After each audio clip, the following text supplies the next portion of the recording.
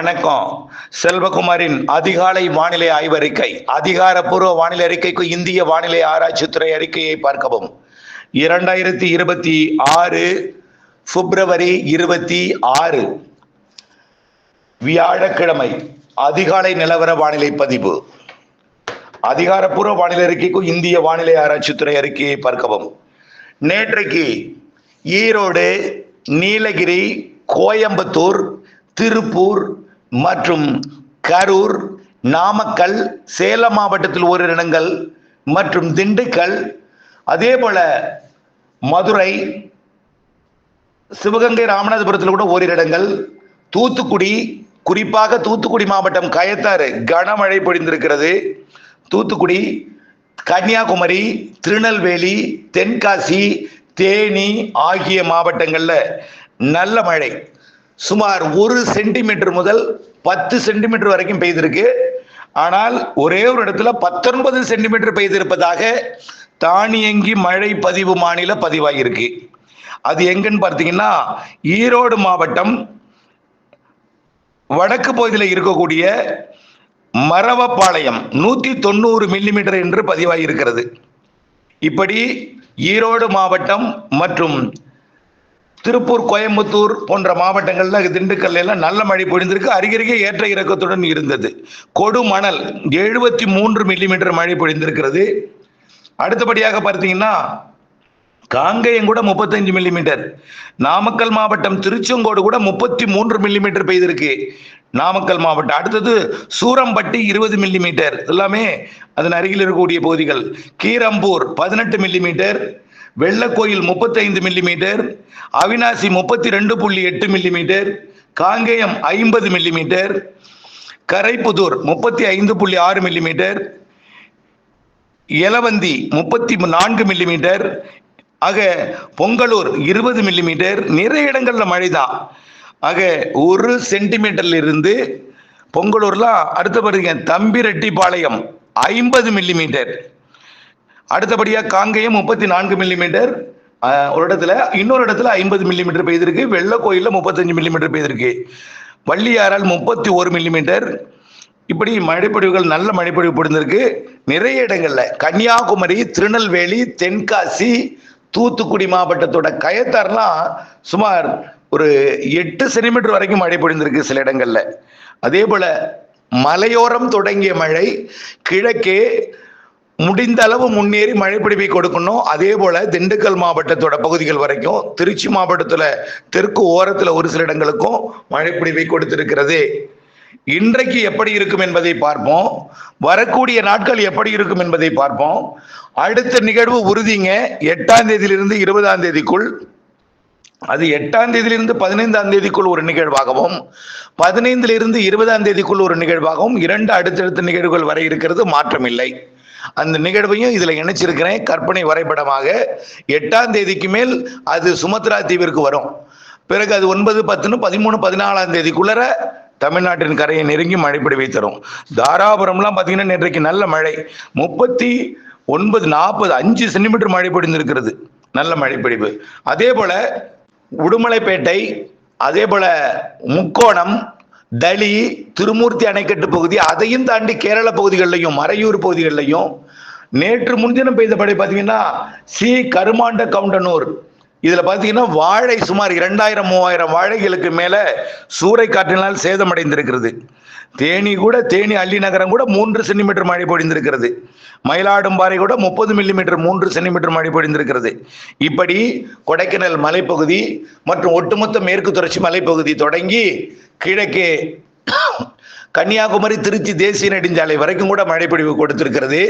இதுல சில இடங்கள்ல ஒதுக்கியும் இருக்கு, சில இடங்கள்ல கூடுதலாகவும் இருக்கு, சில இடங்கள்ல குறைவாகவும் இருக்கு. நீண்ட இடைவெளிக்கு பிறகு உப்பாறு அணைக்கட்டு பகுதியில ஒரு உழவு மழை சுமார் 2-2.5 சென்டிமீட்டர் மழை பொழிந்திருக்கிறது. இப்படிப்பட்ட மழையெல்லாம் கிடைத்திருப்பது ஒரு வரப்பிரசாதம். இந்த பிப்ரவரி மாத இறுதியில நாம் என்ன சொல்லியிருந்தோம், 28ஆம் தேதி வரை இந்த மழைக்கு வாய்ப்பு இருக்கிறது.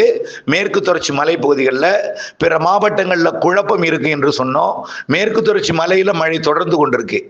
இன்றைக்கு மழை எங்கே இருக்கும் அப்படிங்கிறத பார்ப்போம். இன்றைக்கும் மழை உறுதி. ஆனால் நேற்று போல இப்படி திருச்சி மாவட்டம் புதுக்கோட்டை மாவட்டம் வரைக்கும் நாம் நேற்றைக்கு எதிர்பார்த்திருந்தோம். அதாவது மேற்கு காற்றோட வேகம் கொஞ்சம் கூடினால் புதுக்கோட்டை திருச்சி மாவட்டம் வரைக்கும் வரும்னு சொல்லியிருந்தோம். கிழக்கு காற்றோட வேகம் கூடினால் கேரள எல்லையோரத்திற்கு போயிடும் அப்படின்னு சொன்னோம். இரண்டும் சமமாக இருந்தால் கொஞ்சம் மத்தியில் கொடுக்கும்னு சொன்னோம். நேற்றைக்கு ஆரம்ப நிலையில திடீரென்று மதியம் 3 மணிக்கெல்லாம் பாலக்காட்டு கணவாய் பகுதியில் காற்று வேகம் எடுத்தது. ஆரியங்காவோ ஆரல்வாய் மொழி கணவாயிலையும் கூட சற்று வேகம் எடுத்திருந்தாலும் சற்று வேகம் குறைந்தது மாலையில. அது மழைக்கு சாதகமானுச்சு.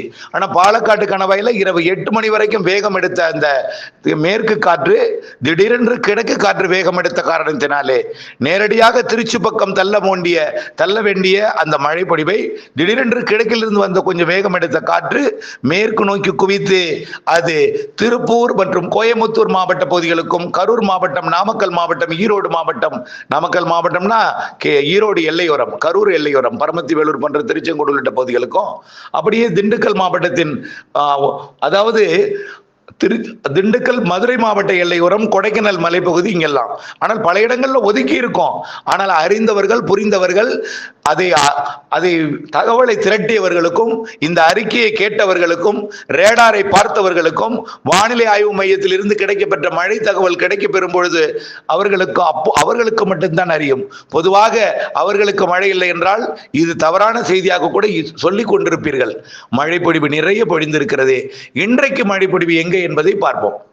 இன்றைக்கு கிழக்கு காற்றோட வேகம் கொஞ்சம் கூடுதலாக இருக்கும் என்பதனால கிழக்கே வராது.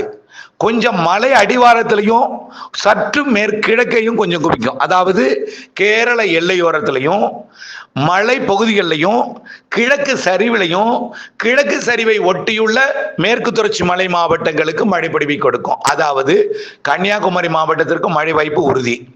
தென்காசி மாவட்டத்தோட மேற்கு பகுதி, அதாவது சரியா சொல்ல போனால் கன்னியாகுமரி மதுரை தேசிய நெடுஞ்சாலைக்கு மேற்கே என்று வைத்துக் கொள்ளலாம்.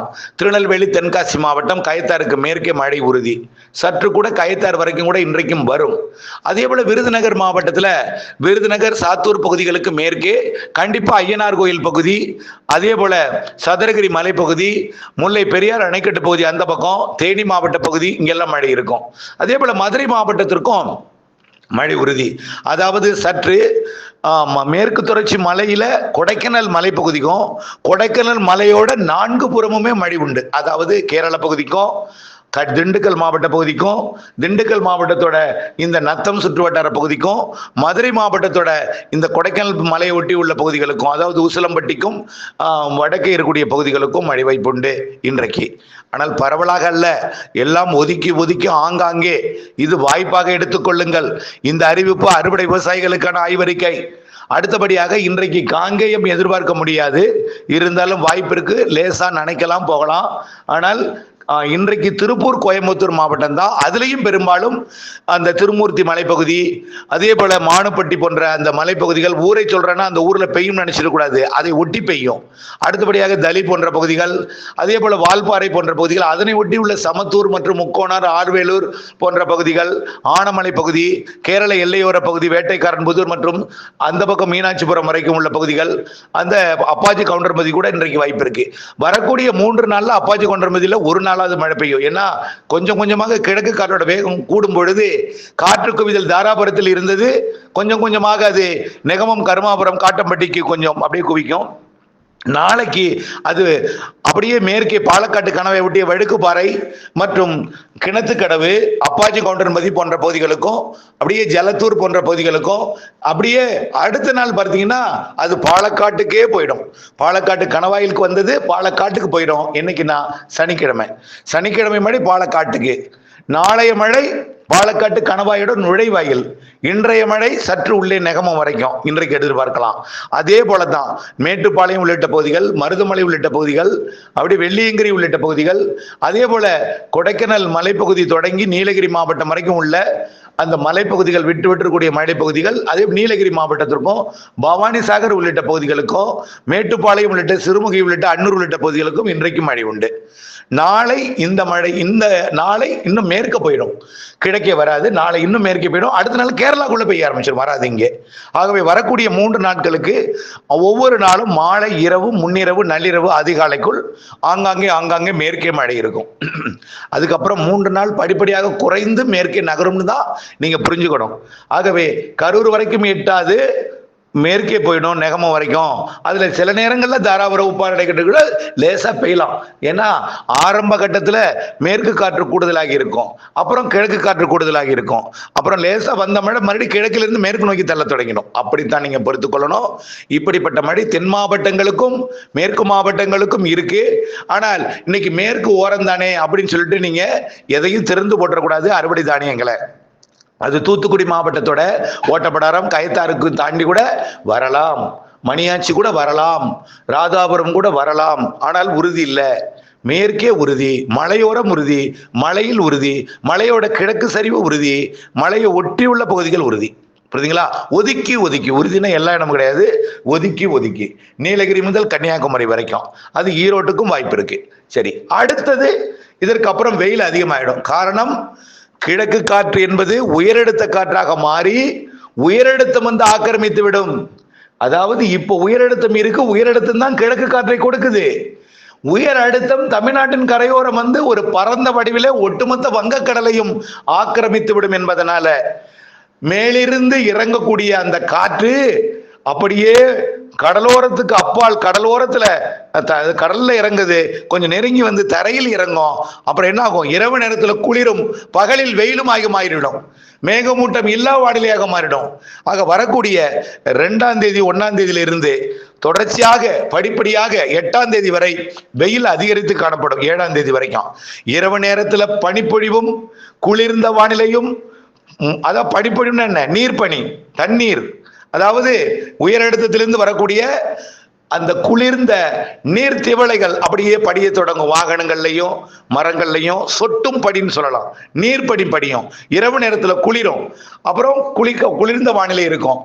பகல் நேரம் அப்படியே தலைகீழாக. பகல் நேரம், இரவு நேரத்தில் பார்த்தீங்கன்னா 22, 23, 24 டிகிரியா இருக்கும். பகல்ல பார்த்தீங்கன்னா அப்படியே 37, 38 மாறிடும். ஈரோடு, புரியுதுங்களா? ஈரோடு, கரூர்லாம் பகல் நேரத்தில் அங்கதான் அதிகமா இருக்கும். ஒட்டுமொத்தமா தமிழ்நாட்டுக்கு வரக்கூடிய முதல் வாரம் சற்று அதிகரித்திருக்கும் வெப்பம்னு ஏற்கனவே நம்ம நீண்ட கால அறிக்கையில மழை வரப்போகுங்கிறது பொழுதே சொல்லிட்டோம். அடுத்த மழை எப்பன்னு சொல்லியிருந்தோம்? 7ஆம் தேதிக்கு மேல 2வது வாரம்னு சொல்லிட்டோம். அப்பவே 2வது வாரம் 8ஆம் தேதி அடுத்த நிகழ்வை நாம் பேசுபொருளாக்கும். அதாவது சுமத்ரா தீவரிகை 8ஆம் தேதி 9ஆம் தேதி வாக்கிலே வந்து ஒரு காற்றழுத்த தாழ்வு நிலை வந்து அமையும், காற்று சுழற்சியாக. அது தற்பொழுது தென்சின கடலில் இருந்து நகர்ந்து கொண்டிருக்கிறது. தாய்லாந்து வளைகுடா வந்து வரக்கூடிய 8ஆம் தேதி அது சுமத்ரா தீவரிகை வந்து அமையும். இது சுமத்ரா தீவரிகை அமையும் பொழுது அடுத்த நிகழ்வு தாய்லாந்து வளைகுடாவை நெருங்கி கொண்டிருக்கும். அது அதே நாள்ல, அதாவது 8ஆம் தேதி சுமத்ரா தீவிற்கு வந்து அமையும் பொழுது அதுக்கு அடுத்த நிகழ்வு தாய்லாந்து வளைகுடாவிற்கும் தென்சீன கடல் பகுதிக்கும் இடைப்பட்ட அந்த ஜாவாவுக்கும் அந்த புருனே போன்ற பகுதிகளுக்கு இடைப்பட்ட பகுதியில் வந்து அமையும். அதனால என்ன ஆகும்னா, தொடர்ச்சியாக கிழக்கு காற்று கிடைக்க பெறும். ஆனால் அந்த நேரத்தில் வெயில் அதிகமாக இருந்தாலும் கிழக்கு காற்று கொஞ்சம் குளிரான வானிலையை கொடுத்தாலும் பிறகு மேகமூட்ட வானிலையை கொடுக்க தொடங்கும். 8ஆம் தேதிக்கு மேல 10, 11, 12, 13 மேகமூட்ட வானிலை இருக்கு. பிறகு வெயில் குறையும். அப்புறம் 2வது 3வது வாரத்துல வெயில் தடிந்து மழைக்கு சாதகம் இருக்கு. அந்த மழை எங்கே, தீவிரம் எப்படி, நிகழ்வு எப்படி, இவையெல்லாம் நம்ம ஆய்வில் இருக்கு. 8ஆம் தேதியிலிருந்து 20ஆம் தேதிக்குள் 2 நிகழ்வு சொல்லியிருக்கிறோம். முதல் நிகழ்வு 13ஆம் தேதி வரைக்கும். அந்த 13ஆம் தேதி வரைக்கும் உள்ள நிகழ்வு எட்டி பிடிக்க முடியவில்லை. அதாவது மழை பொழிவை பெரிதா தரலன்னா மேகமூட்டம் இருக்கும், குளிர்ந்த வானிலை, அதாவது மந்தமான வானிலை இருக்கும், மேகமூட்ட வானிலை, அதாவது வெப்பம் குறைந்திருக்கும். அதுக்கப்புறம் புழுக்கம் அதிகமா இருக்கும். வெப்பம் குறைஞ்சாலும் புழுக்கம் அதிகமா இருக்கும், நீராவி காற்று கிடைக்கிறதுனால. அடுத்தது பார்த்தீங்கன்னா 13ஆம் தேதியிலிருந்து 20ஆம் தேதிக்குள் நிகழ்வு உறுதி, வலுவான நிகழ்வாக இருக்கும் என்று எதிர்பார்க்கப்படுகிறது. வானிலை அப்டேட்ஸோட இணைந்திருக்க வேண்டும், வானிலை அறிந்து விவசாயம் செய்ய வேண்டும் என்று அன்போடு கேட்டுக்கொள்கிறேன். இந்த அறிக்கை அனைவருக்குமான அறிக்கை அல்ல. யார் தேவைப்படுகிறதோ அவர்களுக்கு மட்டுமான அறிக்கை. நான் யாரையும் சப்ஸ்கிரைப் செய்ய சொல்லவில்லை, யாரையும் இணைந்திருக்க சொல்லவில்லை. அப்டேட்ஸுக்காகத்தான் இணைந்திருக்க சொல்கிறோம். மாறுதல் உண்டு, மாறுதல் இருக்கும். வானிலை அப்டேட்ஸ் தான், வானிலை அறிக்கையை அதை உணர வேண்டும் என்பதற்காக சொல்கிறேன்.